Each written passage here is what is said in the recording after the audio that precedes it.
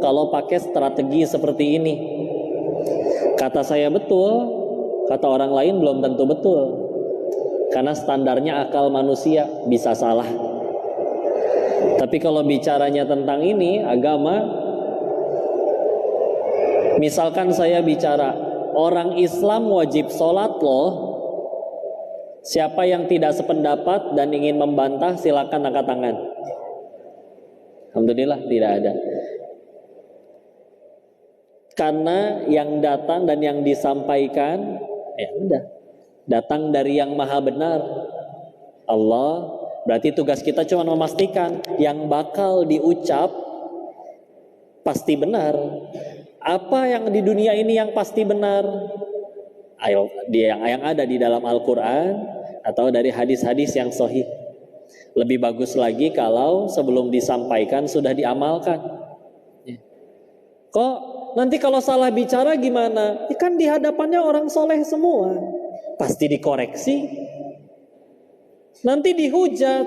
Kan berbicara kayak gini bukan supaya dikagumi, supaya Allah suka aja. Apa artinya yang datang di sini kagum semua, tapi Allah benci? Lupa bahwa popularitas cuma alat untuk makin mudah mengenalkan Allah, tapi malah digunakan untuk mengenalkan diri sendiri. Celaka. Jangankan bicara salah di hadapan orang soleh, kita ketemu orang soleh datang bawa dosa, dirangkul, ya udah yuk sama-sama jadi baik. Nggak mungkin diusir, beneran Nabi Allah.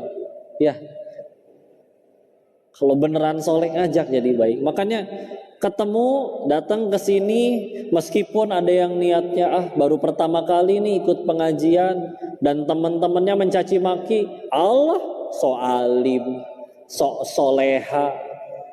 Jawab, datang ke masjid ngaji bukan tanda orang alim, tapi tanda pengen jadi alim. Baru juga pengen. Berhasil nggak? Nggak tahu. Allah tolong berhasil, Allah nggak tolong, ya udah, namanya juga hamba. Cuma disuruh nurut, takdir urusan Allah. Ya. Soleha. Jawab, ngaji bukan tanda orang soleha, tanda pengen jadi soleha. Nggak tahu berhasil apa enggak. Alhamdulillah surga kita bukan di mulut orang. Satu dunia memuji, Allahnya benci, tetap rugi. Satu dunia menghujat tapi Allahnya sayang, belah mana ruginya? Ya, jadi enak ketemu di sini ya. Alhamdulillah, nikmat yang luar biasa mengingat ya Allah aslinya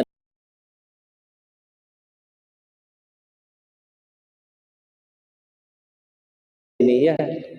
Alhamdulillah, nikmat yang luar biasa mengingat ya Allah aslinya tidak layak ya.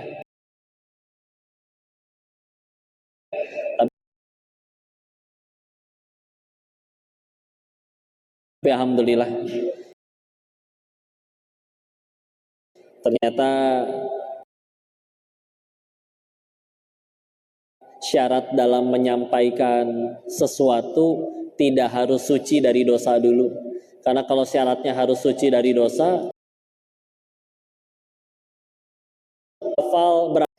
jadi presiden kalau zaman sekarang. Ini adalah kisah ketika beliau mau ngangkat calon gubernur. Si cagupnya diminta datang ke kediaman Sayyidina Umar. Hadir, nyampe ke di kediaman beliau, Sayyidina Umarnya lagi main sama cucunya. Segagah-gagahnya orang main sama anak kecil tentu agak konyol ya. Ciluk. Jawab, Bu, ciluk. Nah gitu ya. Calon gubernur ilfil. Masa kayak gini Umar? Katanya syaitan aja gak berani papasan, ketakutan ketemu Umar. Kok main sama anak kecil sih? Sayyidina Umar ngelihat, kamu, kenapa wajahnya kayak begitu? Kamu gak punya anak cucu di rumah? Iya, maaf Amirul Mukminin, maaf. Ya, punya cucu di rumah, punya anak cucu. Ditanya lagi, kamu gak pernah main seperti tadi dengan anak cucumu? Oh enggak pernah sama sekali. Apa kata Sayyidina Umar? Pulang kamu sana, gak usah jadi gubernur. Loh, apa salah saya? Apa kurangnya saya? Apa kata Sayyidina Umar? Kalau kepada darah dagingmu sendiri saja engkau tidak bisa berkasih sayang, bagaimana engkau akan menyayangi umatnya Muhammad SAW? Penting ilmu, biar ngomong gak ngalor ngidul, tapi harus pakai cinta ya, kasih sayang. Izin, dan saya pernah ngelihat waktu di Surabaya, orang ini bicara pakai ilmu. Ada bapak-bapak di lampu merah sambil nahan panas, diem di atas motornya. Di belakang ada orang yang telat rem, kesenggol lah motornya. Enggak luka, enggak ketabrak, cuman kesenggol spakbor belakangnya. Si bapak yang disenggol ke depan balik badan, digebrak yang di belakang. Sabar dong, innallaha ma'as-sabirin, tahu? Benar dalilnya Al-Baqarah 153 itu. Ya. Tapi tidak ada perasaan rahmah sama sekali di situ. Yang ada berantem. Ya. Bayangin ya. Di luar sana, demi Allah, banyak orang yang tahu suka tidak suka, mau tidak mau, cepat atau lambat, kita tuh butuh Allah. Tapi memang pilihannya dua. Mau datang ke Allah dengan sukarela atau harus diseret dulu dengan masalah, dengan musibah. Bayangkan kalau mereka sudah tahu, ya Allah aku pengen ngaji, tapi gimana caranya ngaji? Dress code-nya apa? Harus pakai pakaian apa? Aurat aja saya nggak tahu, mana aja yang harus ditutup karena belum pernah ngaji. Tapi saya tahu saya salah. Saya tahu harus berubah. Dan yang saya tahu tempat orang-orang baik itu adanya di masjid. Sedangkan bayangkan jika pertama kali dia di masjid datang dengan pakaian tersopan yang dia punya, itu cuma celana panjang dan juga kemeja, belum punya kerudung, belum punya gamis, tapi dipelototin dari atas sampai bawah dan dianggap hina. Na'udzubillah. Bisa jadi kembali keluar, pulang, dan karena stres di rumah juga nggak tahu mau ngapain, akhirnya pergi ke tempat minum-minum. Di tempat minumnya karena galau tumpah airnya, minuman kerasnya. Datang manajernya malah nggak apa-apa, kamu saya ganti lagi ya, nih saya belikan 2 kali lipat. Kamu sukanya apa? Loh, aku diterima dengan baik di sini. Alhamdulillah ya. Ingat sekali waktu di Surabaya mendengar ini kajian dari seorang guru bercerita tentang influencer, orang terkenal di Mesir. Izin saya tidak menyebutkan nama ya, karena berusaha mengambil hikmahnya saja. Orang terkenal ini yang diposting dan disuarakan bicaranya tentang ngejelek-jelekin Islam, menghina Islam. Tapi beredarlah bahwa masa lalunya orang ini, orang terkenal ini, ternyata dulunya sering ikut lomba hafiz Quran, lomba tilawah. Kenapa dia berubah kayak gitu? Ada satu momen dia ikut lomba, salah, lalu jurinya, syekhnya malah mencaci, menghina dan merendahkan. Saat itu dia mulai, kalau orang yang seharusnya paling kasih sayang karena dia sudah tahu ilmunya, malah menjadi orang yang paling menyakitiku, berarti ini agama yang salah, malah menghina Islam. Dan kata guru kami waktu itu, demi Allah, itu dosa jariahnya ngalir untuk syekh itu, karena membuat orang itu jadi benci Islam. Izin ya, kita berbuat salah, dihina, orang lupa sama kita, siapa sih kita mah? Tapi yang paling berat dari itu semua, kalau kita berbuat salah, Islam yang jadi dihina gara-gara kita. Alhamdulillah. Orang di luar nggak baca Quran soalnya, orang di luar nggak baca hadis. Tapi kalau mereka pengen lihat Islam, ya mereka cuma bisa ngelihat orang Islam kayak gimana kelakuannya. Ternyata nggak sesuai dengan sunnah dan Al-Quran. Na'udzubillah, kita punya beban di situ. Ya. Yang juga kalau misalkan Islam jadi baik gara-gara kita, kok kamu udah sering aku caci maki tapi masih mau bantuin sih? Bukan aku yang baik, ini mah Allah melalui Islamnya. Oh gitu ya Islam. Oh itu luar biasa. Ya, alhamdulillah. Salah satu hal, kalau berkaitan dengan judul ya, yang paling saya renungkan terkait kecintaan kepada Allah adalah dulu ketika mencari kebahagiaan. Semua orang pengen bahagia, betul ya? Nggak ada orang yang di sini dengan sengaja pengen menderita, nggak ada ya. Pasti pengen bahagia. Cuman dari mana? Sebagian mengira, oh mungkin punya uang banyak kali ya. Sebagian mengira, oh mungkin harus punya jabatan kali ya. Oh mungkin harus punya selingkuhan kali ya. Wallahu alam, macam-macam ya. Saya dulu awalnya ngira mungkin harus punya banyak uang. Dan murni karena lemahnya iman, akhirnya berangkat ke Thailand, di sana berprofesilah jadi seorang bandar judi. Awalnya seneng menerima uang. Tapi fakta pertama, selagi judulnya dunia, kita bisa bosan. Contoh, beli handphone terbaru. Hari pertama disayang dan bahagia. Tahun kelima, biasa saja. Bahkan ada orang yang di tokonya masih bahagia, baru nyampe parkiran udah stres lagi. Gara-gara ngelihat iklan, hari ini keluar handphone terbaru, harga lebih murah dari handphone kamu, tapi spesifikasi lebih tinggi. Ah, stres. Mana nyicilnya masih 2 tahun. Aduh. Ya. Uyang, ya. Alhamdulillah. Oh, mulai biasa. Oh, gitu. Ya. Awalnya senang, tapi lama-lama udah terima uang besar. Kalau itu dilakukan selama setiap hari, biasa aja. Biasa aja.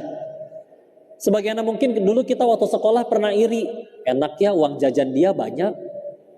20.000 sehari. Dulu waktu sekolah iri. Enak banget ya dia uang jajannya 20.000 sehari. Saya cuma 5.000. Tapi sekarang kita dikasih 20.000. Ada yang gajinya 5 juta sebulan juga masih ngambek. Masih marah. Bisa bosan. Ketika bosan dan jenuh dan malah gelisah, saya kira, oh mungkin saya cuma belum kaya. Kurang kaya kali ya. Gaul aja sama yang jauh lebih kaya. Dengan bandar judi yang lain. Di sana juga banyak bandar narkoba ya. Dengan penghasilan yang luar biasa. Tapi ternyata yang didapati enggak, mereka juga banyak hal yang membuat mereka tidak cukup bahagia. Salah satu hal yang paling menohok adalah ketika bandar judi ini senior saya ya, lebih kaya lagi, habis ngebanggain anak cucunya, anak-anaknya kalau sekolah di London, di Jerman, wah luar negeri lah ya. Dan kalau anak kita bosan paling minta uang jajan main ke warung. Anak mereka bosan ambil handphone, beli tiket ke Singapura, jalan-jalan. Ya. Dan gak nunggu uang habis. Nunggu bosan baru pulang. Gak bawa koper enggak? Beli baju di sana karena banyak mall. Pulang juga gak mau ribet, bajunya ditinggalin di hotel. Ya. Uang bukan masalah pokoknya. Tapi ekspresi bangganya itu seketika berubah ketika di restoran tempat kami makan, restoran mahal, di seberang jalan yang restoran tenda, kalau mungkin di sini sebutnya pecel lele ya. Itu ngelihat seorang ibu lagi disuapin buah jeruk, dikupasin, dicabutin serabut putihnya, diantarkan oleh putranya ke bibir ibunya. Dikunyah, dan sebelum selesai mengunyah, tangan anaknya sudah standby nungguin buangan biji dari mulut ibunya. Ngelihat kejadian seperti itu, si bos tadi termenung, diem, tiba-tiba menunjukkan ekspresi putus asa, iri. Tapi irinya beda sama irinya orang punya hobi mobil, pengen beli mobil, terus datang ke pameran mobil, tapi duitnya belum ada. Ya paling kan norak dikit ya, foto sama pelek, foto sama mobil, buat dipajang di handphone gitu ya. Tapi masih ada cahaya kan di wajahnya kan. Saya tinggal kerja keras, kebeli ini pasti mobil. Ya. Wajahnya si bos bandar judi itu wajah iri yang buntu gitu, putus asa. Sampai akhirnya dia nyolek cerita, lu lihat Nis, manggil saya, Nis lu lihat tuh yang di seberang tuh. Lu jawab dah sekarang, gua tuh kurangnya apa sih?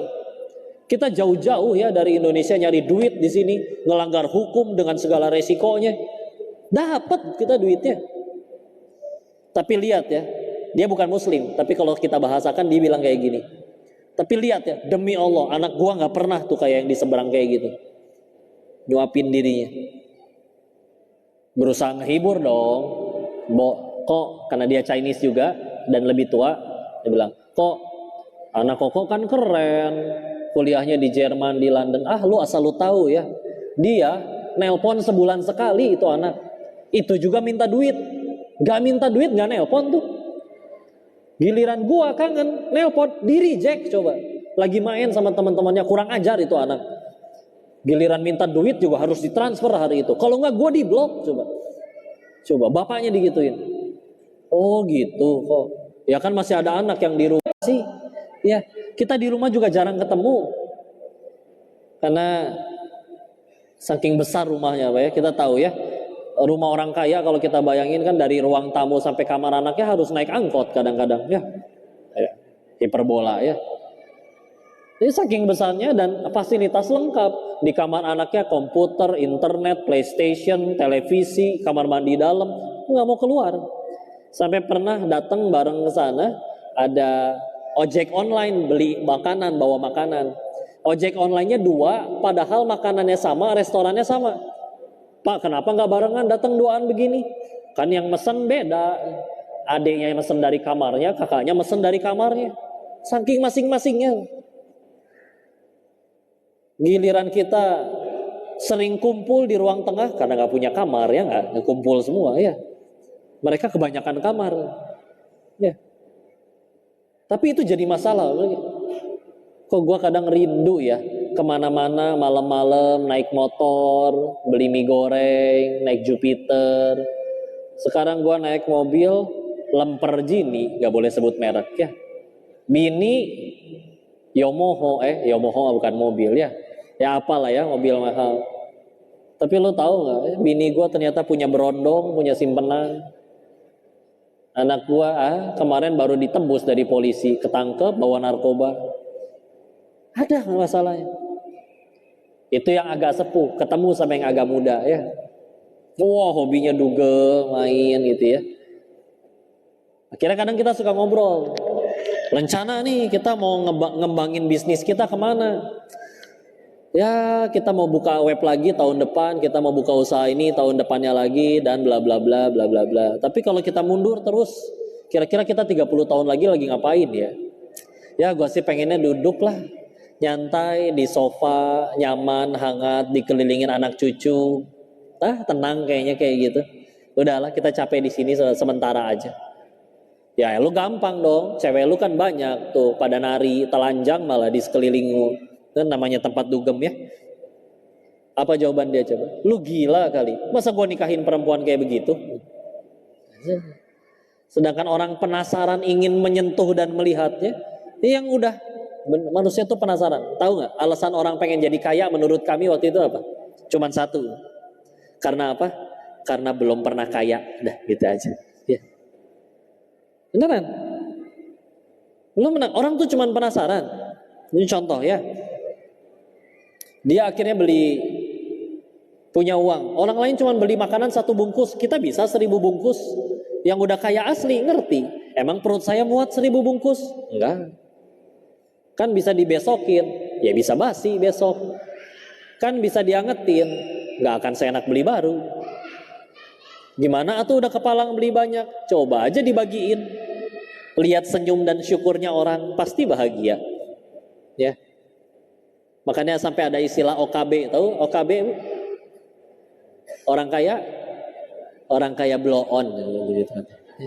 Iya, dia penasaran doang. Ini gitu aja. Oh gitu rasanya. Lagian ya, fakta nih ya. Tempe yang nyaris basi sama daging steak tenderloin, daging wagyu import dari Korea. Satu porsinya 800.000. Itu bedanya cuma 5 cm. Di sini nih 5 cm. Kalau dia cadel berarti 3 cm ya. Kalau celat ya. Begitu udah lewat sini masuk ke dalam perut, memangnya beda makan tempe sama makan daging kenyangnya? Sama. Apalagi yang sama? Keluarnya sama-sama bau. Ya, nggak ada. Makanan mahal banget nih. Oh iya, nanti kan keluarnya wangi. Enggak, tetap bau. Ya. Sepatu kita yang 50.000 sama sepatu yang 50 juta sama-sama bau kaki dan nggak akan ngelewatin batas suci demi Allah. Ya. Orang bilang kebutuhan manusia waktu SD ingat banget, cuman 3, sandang, pangan, papan, atau primer, sekunder, tersier. Ada yang keempat, tahu tidak? Kebutuhan yang keempat, kebutuhan ingin diakui orang lain. Masa sih kok? Oh iya, lihat kaki kita ada berapa? 2. Berarti butuh alas kaki berapa? 2. Kenapa ada yang punya 50 pasang? Yang punya 50 pasang protes. Emang kenapa sih? Belinya halal, nggak ngutang, nggak nyuri. Emang nggak boleh? Nggak ada yang bilang nggak boleh. Tapi kalau belinya untuk diakuin orang, capek, pegel. Calon mertua tuh lagi di masjid, apa? Dandan, pakai sepatu baru, saking barunya kok sempit. Oh, buntelan plastik yang di dalamnya belum dikeluarin ya. Suka ada buntelannya ya. Demi Allah, nggak mungkin masuk nginjek karpet, pasti parkir di depan. Dan demi Allah, sholatnya akan susah khusyuk daripada yang datang pakai sendal butut. Ya, silakan kejar saf utama paling depan, safnya para malaikat. Enggak Pak, dekat pintu aja. Jadi kalau ruku masih ada. Sami Allahu liman hamidah. Ya. Pulang hujan, becek, sepatu putih, tanah coklat, tetap dipakai kotor-kotoran atau dijinjing. Dijinjing, keren manusia ya. Apalagi yang aneh, jam tangan. Apa fungsinya jam tangan? Lihat waktu ya. Berarti jam dinding juga bisa dong. Kan nggak bisa di tangan. Oke, yuk kita ke pasar. Di Bandung aja masih ada jam tangan 35.000. Meskipun gambar Dora ya. Tapi di Jakarta ada jam tangan 5 miliar, Pak. Ada yang beli lagi, Pak. Jadi kalau di Kota Bogor masih kebeli rumah 500 juta. Berarti satu jam tangan seharga 10 rumah ya. Ya coba lihat ya. Kalau mobil saya paham, Pak. Mobil mahal memang muternya larinya lebih kencang daripada mobil murah. Cuman kalau jam tangan mahal dengan murah, memang jam yang mahal muternya lebih cepat daripada yang murah. Ya. Jam tangan Bapak 5 miliar apa Pak kelebihannya Pak? Ini satu jamnya setara dengan 5 menit. Wah, itu rusak berarti Pak ya. Kenapa tetap dipakai? Ya kan kalau udah pakai jam tangan mahal, tangannya suka berat, harus ditaruh di meja gitu. Gitu ya. Nah, gitu. Kalau laki-laki mulai nge-gym, fitness, badannya kekar, pasti suka baju yang ketat-ketat ya. Paling senang kalau ditanya toiletnya di mana. Pak, toiletnya di mana? Iya ya. Geli. Nah, tinggal jawab toilet di mana. Tuh kan selesai ya. Nggak dipuji marah. Diledekin lagi sama kuli. Tahu percakapan tukang gym sama kuli? Kata kuli, aneh kamu mah. Saya tiap hari ngangkat barang berat dikasih duit.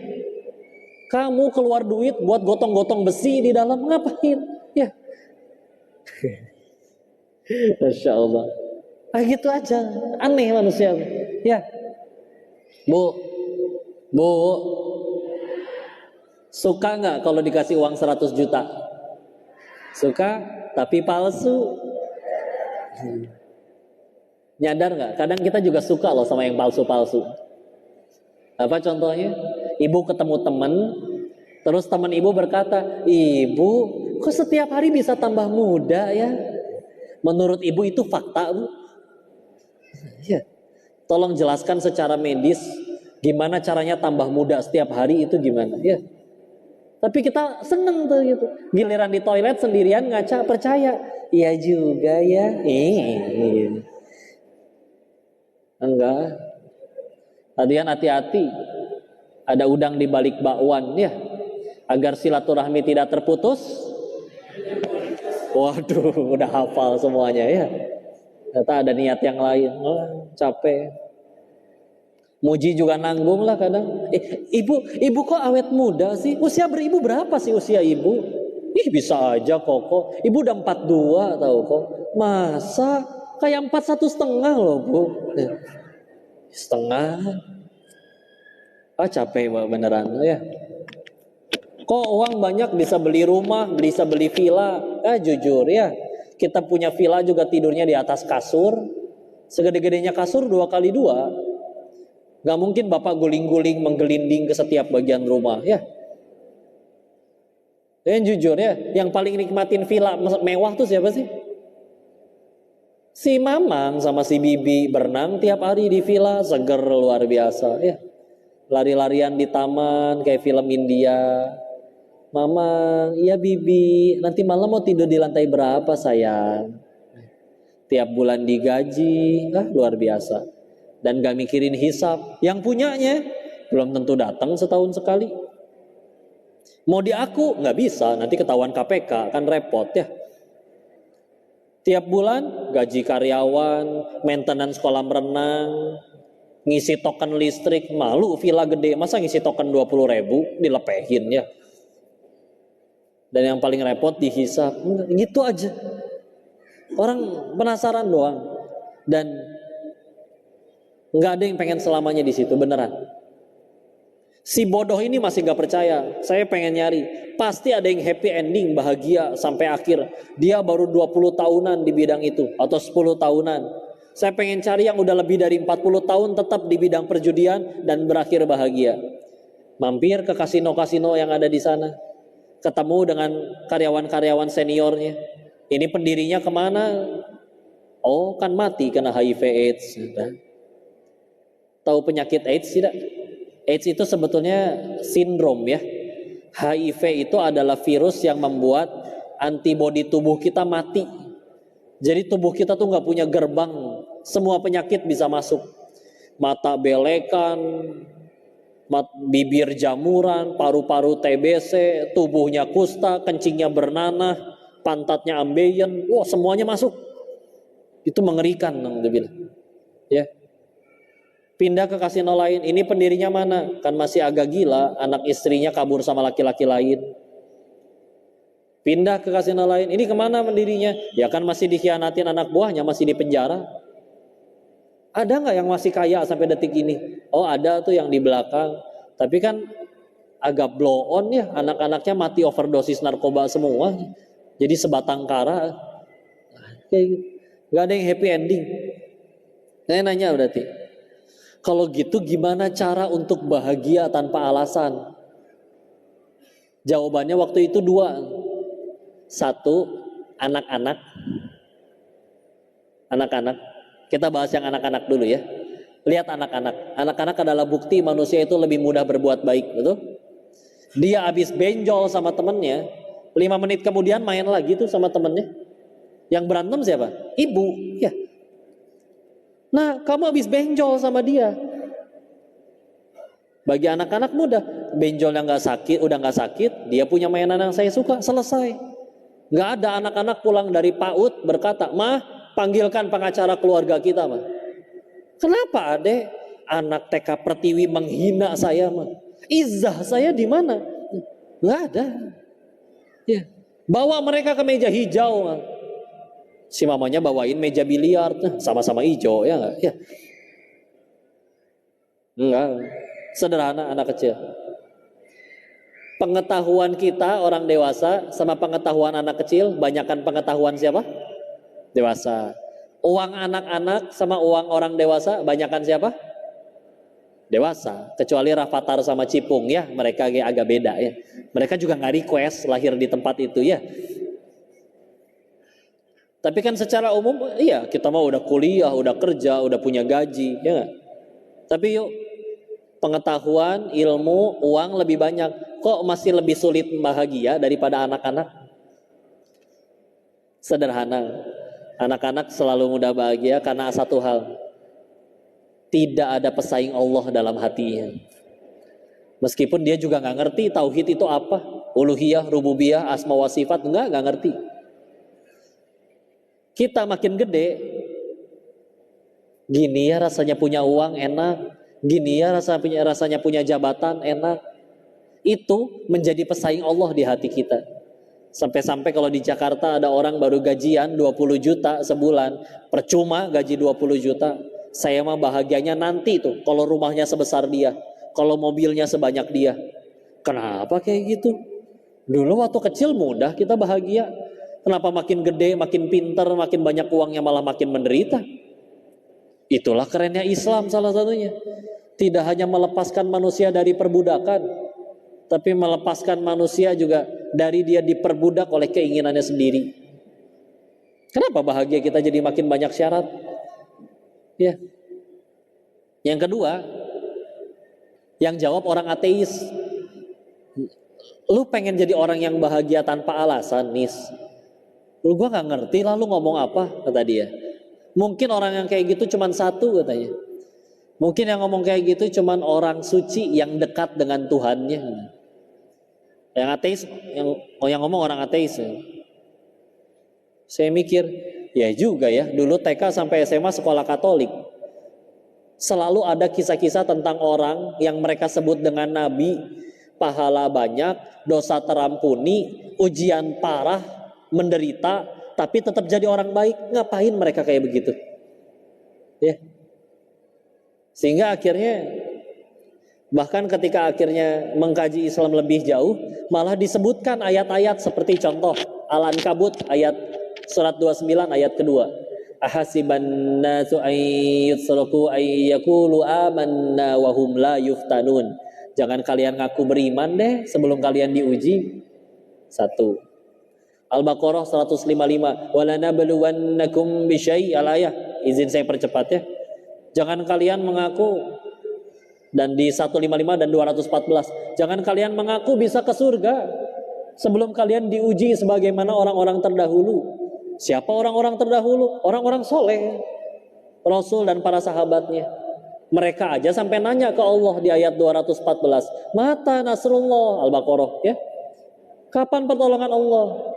Tapi di 155-nya ditutup, wabasyiris sabirin, berikan kabar gembira pada orang yang sabar. Siapa sih orang yang dapat kabar gembira?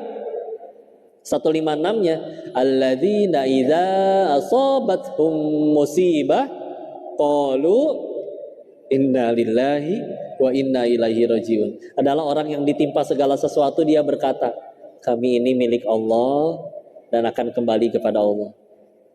Nah, ini ayat bukan dibaca ketika ada yang meninggal aja ya, tapi penegasan bahwa jangankan motor, mobil yang parkir di depan, ini tangan nempel di badan, kalau kata Allah pulang duluan, pulang pasti buntung, entah gimana ceritanya. Kenapa kita menderita? Kita yang sedang melanggar ayat itu. Jelas-jelas semuanya bukan punya kita, tapi kita akui. Contoh, siapa yang kesini naik motor? Izin ya Bu, tanya, kalau nanti nyampe depan motornya hilang, sedih nggak? Sedih. Tapi izin saya tanya, ada orang namanya Pak Burhan, tinggalnya di desa Seragen, RT 3, RW 5, pokoknya ibu nggak kenal lah siapa dia. Motor orang tidak dikenal itu hilang, ibu sedih nggak? Enggak. Kenapa? Karena bukan punya saya. Sesederhana itu kan. Kalau manusia sedih karena kehilangan, satu orang hilang motor, satu dunia dong bersedih. Tapi kapan kita sedih? Ketika kita kehilangan sesuatu yang kita akui sebagai milik kita. Padahal 156-nya jelas, bukan punya kamu, hei. Tapi di aku. Coba ya, Bang, saya mau ke toilet, boleh nitip handphone? Boleh. Saya keluar dari toilet, boleh nggak saya ambil handphone saya yang tadi? Boleh. Marah nggak kalau handphone saya sendiri diambil? Enggak. Tapi kadang kita nggak kayak gitu ke Allah. Kita dititipin nih, hamba, nih ya, nih harta, nih jabatan, nih popularitas. Bukan buat kamu nih, bukan. Untuk menguji kamu tambah baik atau enggak. Malah tambah jauh dari Allah, tambah zolim, diambil. Apa karena Allah benci? Enggak, justru karena sayang. Sebagaimana anak kecil makan coklat terus sakit gigi. Udah sakit gigi masih minta permen. Dikasih nggak sama ibu? Enggak. Ibu nggak ngasih karena benci atau karena sayang? Sayang. Ya kalau kita diambil sama Allah, titipannya, aslinya emang punya Allah. Allah benci gitu? Enggak. Kitanya aja malah tambah jauh. Jadi diambil, diselamatkan dong berarti. Ada orang pengen maksiat bisa nggak jadi itu gara-gara nggak punya duit. Berarti nggak punya duitnya kan pertolongan berarti. Kita aja yang bahagianya nggak ngikutin Allah, tapi ngikutin diri sendiri. Ya Allah, bagi saya bahagia itu duit. Ya udah, selamat menderita ya. Jawab survei sederhana ini ya. Saya sering tanya ini. Satu, apa kita semua punya keinginan? Dua, apa Allah juga punya keinginan? Punya. Allah ingin kita selamat, bahagia, dan lain-lain. Tiga, dari lahir sampai detik ini, jujur, lebih banyak mengejar yang Allah suka atau yang kita suka? Kenapa udah banyak ngejar yang kita suka kok masih susah bahagia? Harus berapa kali patah hati lagi baru sadar bahagia itu adanya pada apa yang Allah suka, bukan yang kita suka. Karena lihat ya, aslama yuslimu, berserah melepas. Justru hei kamu hamba, kalau kamu pengen bahagia, tadi dilihat, ketika makin tambah dekat sama Allah kok makin banyak masalah ya. Mesek aja, pengen bahagia kan kata Allah, dan kamu baru bisa bahagia justru ketika melepaskan itu semua. Sehingga gak punya alasan buat kecewa, gak punya alasan buat bersedih. Sedangkan ketika kamu makin ngejar itu semua, lihat bener sabda Nabi, orang dikasih gunung emas satu bakal minta gunung emas yang kedua. Yuk, siapa di sini yang pas baru lulus kuliah berharap, saya mah yang penting punya kerjaan lah, nggak UMR juga nggak apa-apa. Setelah kerja setahun, kalau tahun depan gak UMR aku mau resign. Setelah udah UMR, kalau tahun depan aku nggak jadi manajer, aku mau resign. Sampai kapan? Karena Allah tahu sebagai pencipta kamu makin susah bahagia dengan semakin ngejar itu semua. Maka Allah lakukan itu dengan cara ngelepasin satu persatu. Ibarat kita perangkok yang lagi dicabut-cabutin dari amplopnya. Karena pantesannya, pantesan ya para nabi itu soleh iya, pahala banyak, ujian lebih parah, dosa terampuni, ngapain masih tetap jadi orang baik? Sederhana, bahagianya sudah bukan yang aku suka lagi, bahagianya yang Allah suka. Hidupnya udah berubah. Dari yang tadinya bertanya apa aku sudah bahagia, sekarang dia bertanya sudah berapa orang yang aku bahagiakan. Gak apa-apa orang datang ke sini awalnya gara-gara kalah judi slot, kelilit pinjol, dipecat kantornya. Tapi demi Allah, makin tinggi keimanan, makin cinta sama Allah, makin pengen jadi manfaat pasti bagi orang lain. Sehingga bismillah, kita bisa berani bilang kecintaan kita terhadap Palestina itu nunjukin iman kita. Dan kalau misalkan kita bodoh amat, gak peduli mikirin diri sendiri. Dulu ada seorang ulama tafsir pernah berkata, beliau bilang kayak gini, kalau ada orang mati cuman mikirin dirinya sendiri, dia akan mati kerdil, gak akan jadi siapa-siapa. Bahkan ada sebagian orang yang meninggal tuh orang berkata, alhamdulillah mati juga itu orang. Tapi orang-orang yang selalu bisa berhasil jadi besar di dalam Islam terutama adalah mereka orang-orang yang lebih sibuk mikirin urusan orang lain. Bukan kepo ya, tapi maksudnya lebih sibuk pengen jadi manfaat. Ya, kita lihat ya, Insya Allah Imam Nawawi wafat 800-an tahun yang lalu, sampai sekarang masih dibaca kitabnya. Sibuk kayak ngurusin umat. Ya, ingat gak kemarin ini ada ya video viral, kita tidak sebutkan nama ya. Jadi ceritanya ada tokoh di Indonesia di acara TV, ada ustaz terus nanya, bilang kayak gini, tolong bujuk saya supaya mau sholat. Nah, nggak usah nyebut siapa-siapa. Ya, kalau ada yang pernah lihat videonya. Dan guru kita Ustadz di video itu memberi jawaban yang indah. Tapi kadang sederhana ya. Kita tinggal tanya, bakal sukses pengen, mulia.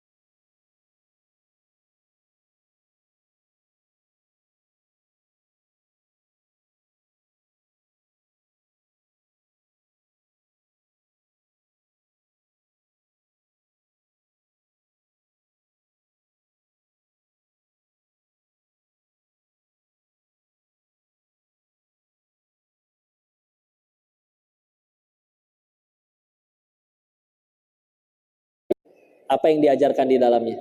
Karena mereka heran ngelihat seorang ayah yang sambil berada di hadapan rumahnya yang telah hancur, jenazah istrinya, jenazah anaknya, tapi masih memuji Allah dan bersyukur. Alhamdulillah, tidak ada yang tidak baik, nggak rugi. Mereka sudah bahagia di sana. Sama sekali tidak kerugian. Dalam Islam yang rugi bukan yang dizolimi, tapi yang menzolimi. Kalau gara-gara ini aku bisa tambah dekat kepada surganya, nggak rugi. Daripada aku hidup bahagia seluruh yang aku inginkan dikabul, tapi aku tambah jauh darinya, sungguh rugi. Coba iman itu.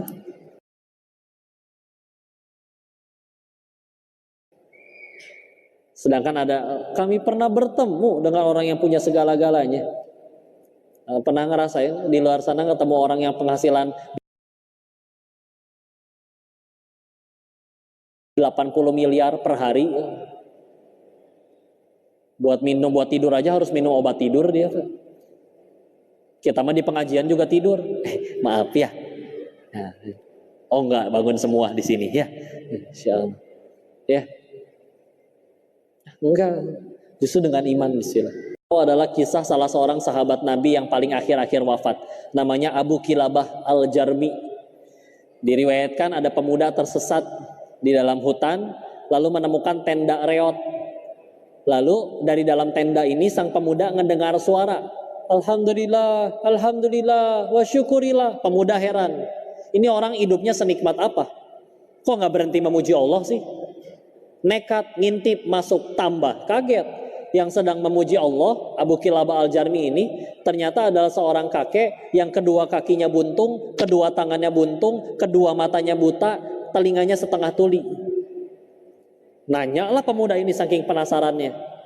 Kalau bahasa kitanya ya, kayak apa yang membuat kakek bersyukur? Kondisinya aja kayak begini.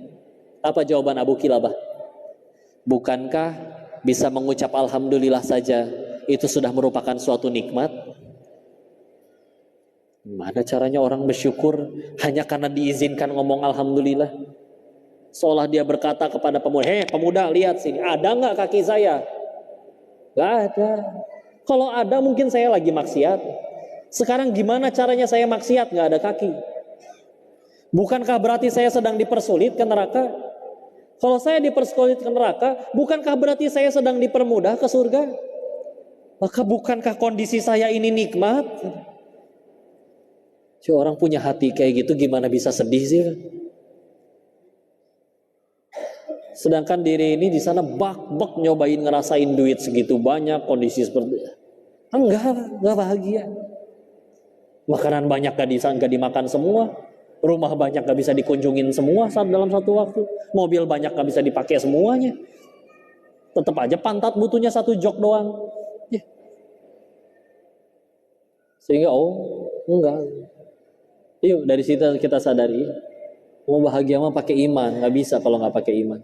Ya. Dan secara akal juga kita lihat dari tadi akan selalu kita temukan orang-orang yang udah punya semuanya. Enggak. Justru orang yang paling bahagia itu adalah yang justru melepas semuanya. Bukan berarti gak boleh punya ya, tapi dia sudah tidak fokus kepada dunia lagi, tapi kepada pemilik dunianya. Wajar tuh kita temenan sama yang punya toko roti aja kenyang makan roti terus. Apalagi yang dekat sama yang punya dunia, ya. Lebih aman ya.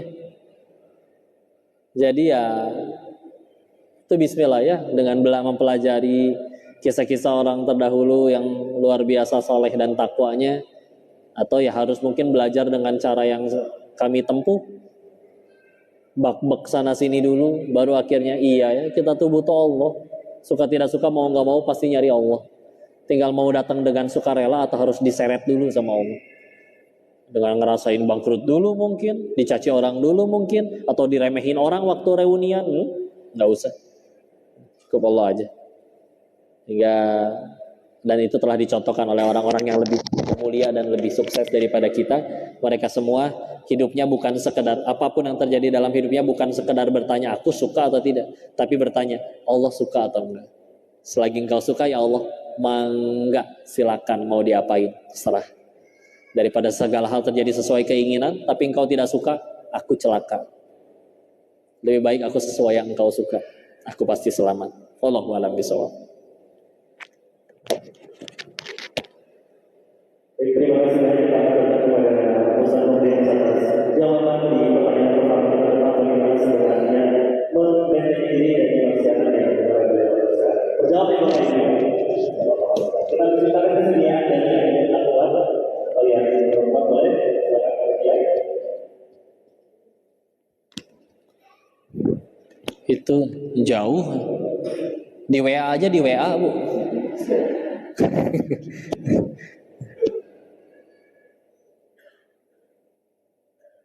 Masya Allah. Ini Masya Allah lagi, karena kita sedang melakukan kegiatan saat ini sedang ada penutupan pekan budaya Aceh juga. Oh iya.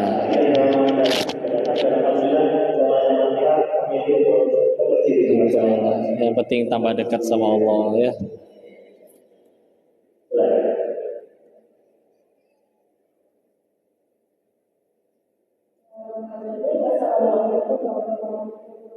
Waalaikumsalam warahmatullahi wabarakatuh.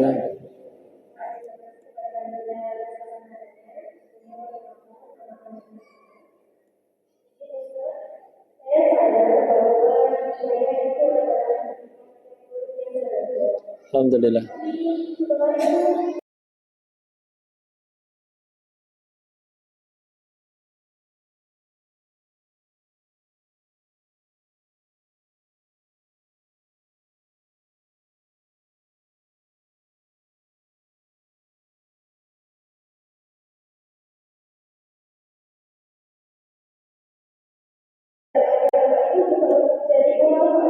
Tapi supaya bentuk ikhtiar kepada Allah, supaya Allah selamatkan dan kualitas. Jadi itu saya tanyakan kepada Ustaz, karena Ustaz juga alhamdulillah hidayah dari Allah. Alhamdulillah. Insya Allah sampai sekarang. Amin ya Allah. Bagaimana cara Ustaz bisa istiqomah sampai sekarang hingga belajar agama lebih dalam, apalagi untuk kali-kali ini anak-anak muda yang sekarang di tengah gangguan teman-teman yang melakukan maksiat juga, jadi bagaimana caranya supaya untuk memperbaiki diri supaya tetap istiqomah. Terima kasih kepada Allah. Assalamualaikum warahmatullahi wabarakatuh. Waalaikumsalam warahmatullahi wabarakatuh. Baik, silah. Ya. Istiqomah adalah perintah yang menurut riwayat dari Ibnu Abbas, Nabi mulai beruban itu ketika diperintah istiqomah. Contoh di Quran surat ke-11 Hud ayat 112. Fastaqim kama umirt. Istiqomahlah kamu terhadap apa yang diperintahkan kepadamu. Jadi ya, tapi ini satu-satunya cara untuk kita pulang dengan husnul khotimah. Karena kita nggak tahu kapan dipanggilnya. Makanya istiqomah biar standby kapanpun dipanggil siap gitu. Sedang dalam kebaikan. Karena kan mati bukan perkara mati sedang apa, tapi mati karena apa. Matinya karena COVID kok, tapi sedang apa? Sedang sujud rakaat terakhir, aman. Matinya di masjid kok, wih keren, tapi lagi nyolong speaker, jatuh ketimpa mati, ya. Maka nggak jadi keren, ya. Dan ketika ditanya tentang itu, guru kami banyak memberikan jawaban bahkan berbeda-beda. Salah satunya contoh, Ustaz tadi pernah mengingatkan, Ustaz tadi hidayat, kita perlu tahu ilmunya. Nah, gimana caranya kita tahu mana baik, mana buruk, mana boleh, mana tidak, mana bisa jadi kebaikan, mana bisa jadi musibah kalau nggak tahu ilmunya. Bahkan ada memang orang bisa termotivasi ketika tahu apa fadilah dari suatu amalan. Ya, oh ternyata 2 rakaat sholat subuh ganjarannya ini, 2 rakaat sholat qobliyah subuh. Oh ternyata kalau baca ini ganjarannya ini ya. Dan bahkan sudah dirangkumkan, ada bukunya Syekh Al-Munziri yang judulnya At-Targhib wa At-Tarhib, ya, anjuran dan ancaman. Nah ini bahkan sudah ditakhrij ulang oleh Syekh Nasruddin Al-Albani. Jadi As-Sahih At-Targhib wa At-Tarhib, ada 6 jilid. Itu keutamaan dan larangan, ancaman dari setiap semua amalan. Silakan kalau mau dibaca, ada 6 jilid. Ya, terjemahan yang versi Indonya. Yang lain mengingatkan, jangan lupa minta tolong sama Allah. Da aslinya mah Allah yang nolong ya. Kadang-kadang suka itu yang kurang. Pernah ada yang nanya, kok gimana caranya biar bisa bangun tahajud? Alarm udah pasang 3. Udah gitu udah minta bangunin tetangga, bangunin istri, bangunin istri tetangga. Salah. Iya. Tapi tetap nggak bangun. Terus ditanya, udah minta tolong sama Allah belum? Oh iya katanya. Yuk coba nih. Nih sambil sekarang aja. Ya Allah, nanti malam pengen tahajud ya Allah. Bantu hamba, izinkan hamba bangunnya. Mudah bagi Allah, meskipun tanpa alarm, dikirim nyamuk, dikirim pengen pipis, atau gempa bumi, atau ya jangan lah ya. Tapi mudah kan ngebangunin hamba, menghidupkan yang mati, mematikan yang hidup aja mudah bagi Allah, apalagi bangunin hamba tidur. Ya, iya. Tapi kadang kita tanpa sengaja jadi menuhankan ikhtiar kita soalnya. Saya udah belajar, saya udah ngaji, udah kursus, udah bimbel, kenapa saya masih gagal masuk ke kampus itu? Kan Allah yang nentuin. Dan kita ngelakuin itu cuma jadi amal soleh aja. Daripada semua hal terkabul tapi gak jadi amal, berarti meninggal bawa bekal apa? Rugi. Ya, bisa jadi orang yang hidupnya lebih sering gak dikabul doanya, tapi setiap perbuatan, tindakan, ucapan jadi amal. Dia mungkin yang paling banyak bekalnya waktu meninggal. Ya rugi. Yang penting jadi amal soleh. Tapi kalau saya pribadi, dengan mengingat dosa, kadang mengingat lagi, ya Allah, kalau ada orang cuma sholat 5 waktu, itu pun zuhurnya jam 3, asarnya jam 6, subuhnya setengah 10 kadang-kadang, udah terang, ya bisa gak ya dia ke surga? Bisa demi Allah, karena saya tahu dia gak punya dosa sebanyak saya. Terus diri yang aslinya layak Allah matikan di Thailand itu, dengan maksiatnya, bukannya Allah matikan, malah diizinkan pulang ketemu para guru ngaji. Terus cita-cita sama-sama pengen ke surga. Pakai cara apa? Utang lebih banyak, utang dosanya. Nah, kalau nggak mau belajar lebih banyak, ngaji lebih banyak, ngapalin lebih banyak, menangis lebih banyak, ya gimana tuh caranya? Ya, kadang-kadang lihat ya Allah yang berdakwah tuh Masya Allah ada banyak, cuman mungkin mereka layak dakwahnya diganjar pahala. Saya mah asal diizinkan jadi penggugur dosa yang lama juga udah alhamdulillah. Kok tapi kan kok udah tobat, ya nggak pernah dapat SMS selama tobat Anda telah diterima, nggak ada. Jadi kadang ingat ke situnya aja ya Allah. Sedangkan kita sendiri nggak suka sama jenis orang yang nggak tahu diri. Masa saya harus jadi nggak tahu diri di hadapan Allah? Udah mah nggak diizinin gak mati di sana, malah nggak mau berbuat baik. Sampai yang terakhir, sering-sering wisata rohani katanya. Kemana wisata rohaninya? Kuburan. Ya Allah, dulu dia lebih kaya dari saya, lebih tampan, lebih cantik, dimakan cacing juga tuh. Hartanya nggak ikut, nggak menyelamatkan, malah bikin anak cucunya berantem, rebutan. Ya. Kalau di Bandung ada rumah singgah Al-Fatih, di Surabaya ada rumah kanker Indonesia. Nah, ini ketemu dengan orang-orang yang udah divonis dokter, umur saya 6 bulan lagi kok. Atau di rumah singgah Al-Fatih kena ketemu anak berumur 3 tahun kurang dikit, perempuan, Bilqis namanya, tapi kepalanya botak karena penuh dengan jahitan, dia tumor di kepala. Jadi kepalanya harus dimasukin selang. Tapi bisa dia tuh yang ngajak bahagia, ngajak main. Malu. Seketika masalah kita jadi receh kalau di situ. Maka pasti malu kalau kita ngambek menderita cuma gara-gara push rank kalah melulu. Datang ke situ, nah ketawa ya. Main game kalah melulu, banting handphone, malu sama mereka ya. Nah itu amat sangat menghidupkan hati ya. Kalau bisa dirutinin ya. Mampir ke rumah sakit atau enggak minimal. Ya Allah, saya mah sehat tapi maksiat. Dia mah lagi di rumah sakit, tapi ternyata lagi zikir, lagi baca Al-Quran. Masya Allah. Ya, amat sangat menghidupkan hati ya. Wallahu a'lam bishawab. Mudah-mudahan bisa menjawab pertanyaannya. Cukup? Insyaallah. Syukran jazakallah.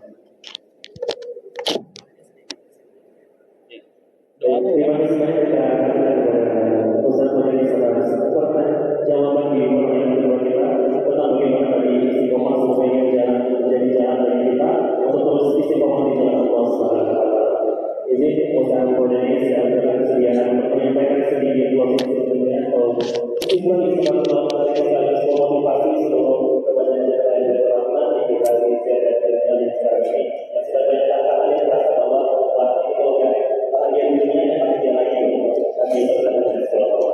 Baik, bismillah. Semoga ini ditancapkan di hati kita suatu kaidah yang mudah-mudahan bisa kita tancapkan, yaitu satu, bagi orang beriman itu tidak ada yang tidak baik. Baik semua kalau udah pakai kacamata iman. Tapi kalau ditanya apa sih yang baik bagi orang beriman, apapun yang membuat kita tambah dekat sama Allah. Ya.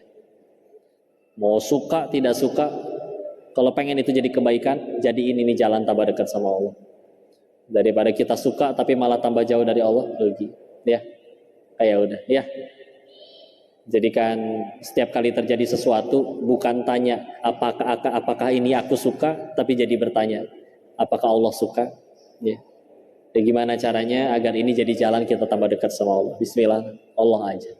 Nanti Allah yang jadikan segalanya mudah bagi kita. Ya, wallahu a'lam bishawab.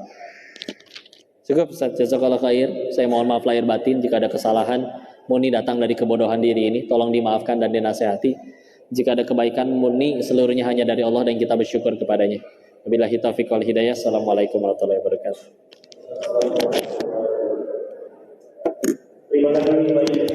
Alhamdulillah selesai rangkaian kajian dari pagi sampai malam ini. Saya mohon maaf lahir batin jika ada kesalahan. Kita tutup dengan kalimat hamdalah. Alhamdulillahirabbil alamin. Istighfar 3 kali.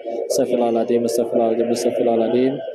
Dan doa kafaratul majelis. Subhanakallahumma wa bihamdika asyhadu an la ilaha illa anta astaghfiruka wa atubu ilaik. Siap. Ini lagi di DT Banda Aceh. Yunda lagi sakit, kurang enak badan di hotel. Dan besok masih ada satu kajian lagi pagi. Mohon doanya ya. Maafin kalau banyak ada kebaikannya. Dan tolong jangan panggil Ustadz ya, panggil Koko aja, bukan Ustadz. Masih sedikit ilmunya dan masih lebih banyak dosanya. Mohon doakan mudah-mudahan ya Allah ya. Barakallahu fikum.